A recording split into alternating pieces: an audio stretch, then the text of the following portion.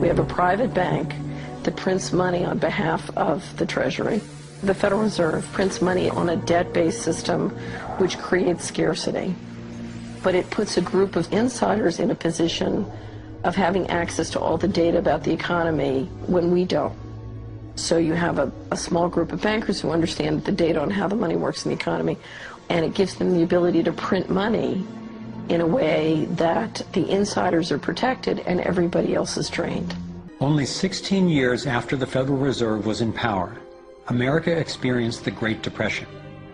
My research revealed that before the big crash in 1929, the elite bankers pulled their money out of the stock market. After the crash, they used that money to buy up cheap stocks and smaller failing banks for pennies on the dollar. Among the bankers who consolidated their wealth this way were the Rothschilds, Rockefellers, and Morgans. A similar scenario played out in the 2008 financial collapse, with the same bankers benefiting. In the years leading up to the collapse, the biggest banks, including Bank of America, Citigroup, and Chase, controlled by the Rothschilds, Rockefellers, and Morgans, were bundling and trading bad loans that they knew would eventually fail.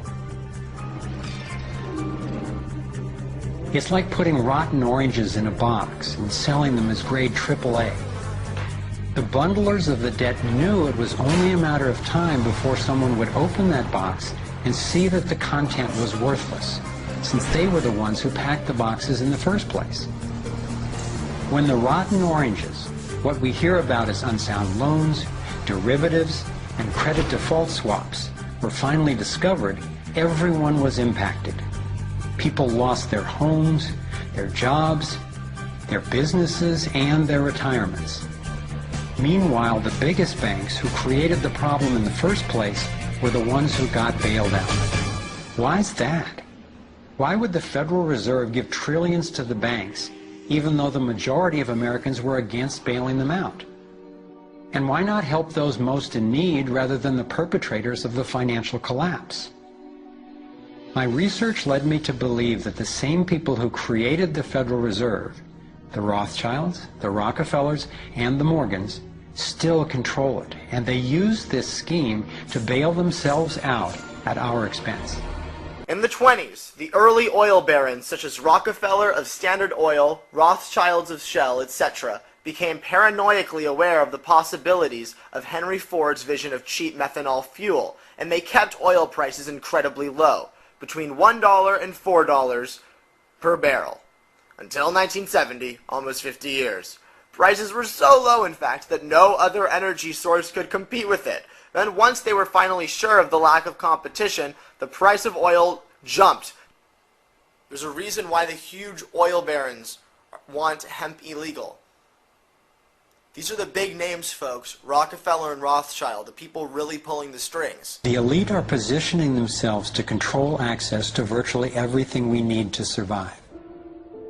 No matter where you go in the world, the money is controlled by the banking system. They decide if people eat or if they don't eat.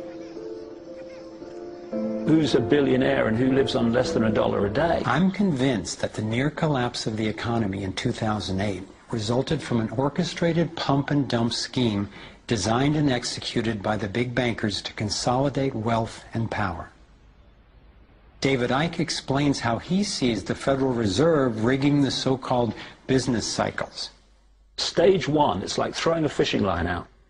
Stage one, you put lots of money, units of exchange, into circulation. You do this by pushing interest rates down, by making lots of loans. This is the part of the cycle we call a boom. Because there's lots of units of exchange in circulation, there's lots of money changing hands. That generates lots of economic activity. That generates jobs. And as more and more money is spent, there's more demand, so companies take out more loans of fresh air money to increase their production. People get confident in their everyday lives. Hey, you know, I work for this company, they've got lots of orders, it's really going great, my job's safe, I tell you what, we can have a bigger house. Then they start to change it. What they do is they pull the fishing line in. They push interest rates up. Now, fewer people, are taking out loans, and they make the criteria for having a loan from the bank stronger anyway. And also, now, as interest rates have gone up, a larger part of people's income is going to pay back the extra interest and not being circulated in buying things. Suddenly, there's nothing like as much money in circulation, and therefore, fewer things are being bought. Companies start to go down in terms of their profits. They start to shed jobs, and they start to go out of business. People lose their jobs, they can't pay the mortgage anymore of the big house they took out in the good times. Now what the banks are doing is starting to reel the fishing line in, because as they go bankrupt, companies and individuals, the banks get the real wealth, the property, the land, the resources that they had signed to them for lending merely figures on a screen. As difficult as it may be for Americans to accept, I'm now convinced the agenda of the global elite includes destroying the financial strength and sovereignty of the United States. With its history of free speech and armed revolt, America represents the major hurdle to global consolidation of power. If they can succeed in bringing down this country, I believe the international elite intend to transfer the power and productivity of Americans to their one-world dictatorship, gradually taking over our lives in what David Icke calls the totalitarian tiptoe. Think about it. They've got us so deep in debt we can never repay it. They're collapsing the dollar, and they're attempting to replace it with a global IMF currency. This press for a global cashless electronic currency would enable a central authority to financially disable any individual or group in an instant. Now, for the first time in history, international taxes are being proposed under the pretense of addressing climate change. Like a Trojan horse, the suggested treaty unveiled at the 2009 Copenhagen Climate Conference appealed to our concern for the environment, while distracting us from the fact that this unprecedented carbon tax would be paid to the World Bank and enforced by global police. There are ways to address our obvious need to curtail pollution without creating a tax base for tyranny. Play problem reaction solution. Stage one, you create a problem. It could be a terrorist bomb, it could be a 9/11, it could be a run on a currency, it could be a stock market collapse, a government collapse. You tell the people your version of A, who did it, and B, why. And at this point, problem reaction solution would fall down if we had a media that was in any way related to journalism. Instead, the mainstream media is a public relations office for the official version of events. Turns out President George W. Bush was right about Saddam Hussein hiding weapons of mass destruction. The virtually only way or source of information that the public have about this event is from the mainstream media. And what they're looking at stage two of problem reaction solution is the reaction of outrage, of key fear, and they want the public to say to the government, something must be done, this can't go on, what are you going to do about it? And this allows stage three, which is those who've created the problem, glean that public reaction with a false story, to then openly offer the solutions to the problems they have themselves created. The idea of using tragedy, manufactured or simply utilized, was deeply significant in my finally understanding how far these people will go to achieve their goals. It's a documented fact that we entered the Vietnam War under false pretenses.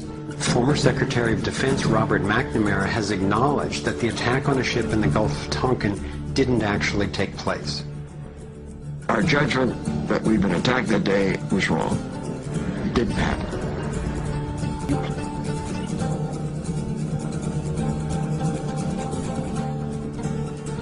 More recently, former President Bush used non-existent weapons of mass destruction as a pretext for invading Iraq. Tactics like this are sometimes referred to as false flag operations. An increasing number of people believe that 9/11 was a false flag operation by the global elite in order to set the stage for taking over Middle East oil and dismantling U.S. constitutional protections. There are lives in the balance. There are people under fire. There are children at the cannon. There is blood on the wire. There is blood on the wire. There is blood on the wire. There is. Most of what's needed for a police state is actually already in place. Right now in America, any of us can be imprisoned without warning or due cause, and we can be kidnapped, tortured, and assassinated illegally if the government decides what we are doing is a threat to their plan. All they have to do is name us as a suspect in their so-called war on terror. We're being watched more and more. In 2010, there were 30 million surveillance cameras recording us in the U.S. alone. When we demonstrate, we're now relegated to what are euphemistically called free speech zones. Zones for free speech? Every phone call and email we send is collected and archived and can be inspected at any time. Our driver's licenses and passports have computer chips implanted in them to track our every move. And now hospital patients are getting these same chips implanted under their skin. In fact, it was Procter & Gamble who developed these chips, initially for tracking their products. It's always offered as a way to help, but even an assistant director of Central Intelligence has admitted it's an entry point to getting all of us chipped for better tracking and control. These would-be controllers, through the U.S. Space Command, have outlined a plan called Full Spectrum Dominance. Sophisticated satellite surveillance, as well as directed energy and laser weapons, which are already developed, have the ability to target dissenters anywhere on Earth. I believe they are also trying to ensure they can deal effectively with any resistance. FEMA containment camps and railroad cars with shackles have been recently constructed or refurbished all over the United States for use in what officials call times of pandemic or civil unrest. Sign up for Critical Mass Actions. It's a strategy to leverage our power by waiting until a huge number of us agree to participate before taking an action. Imagine 1 million of us acting in unison. Then again, imagine even more. Well, what government has done is they've found a way to actually be the ones to meddle in your trust, in your estate, and steal from it, which is what they're doing.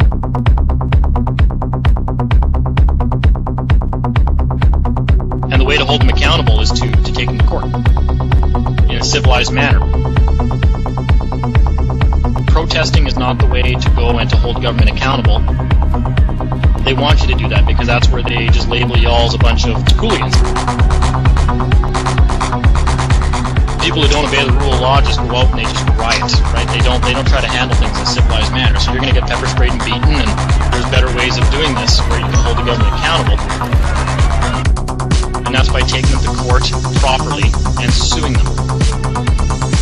And they have to basically commit acts of such outright fraud and blatant lying to cover up what they're doing that they're exposing themselves for us.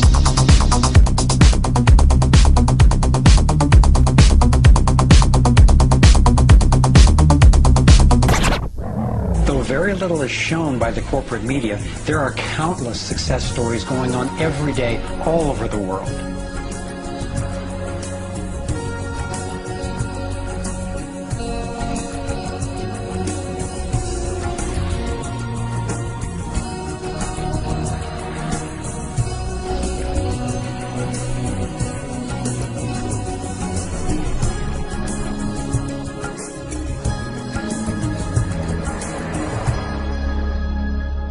I wasn't willing to make this film until I knew there were responses that are a match for the crisis. And now the power of the internet enables us to share the breadth and the depth of this research.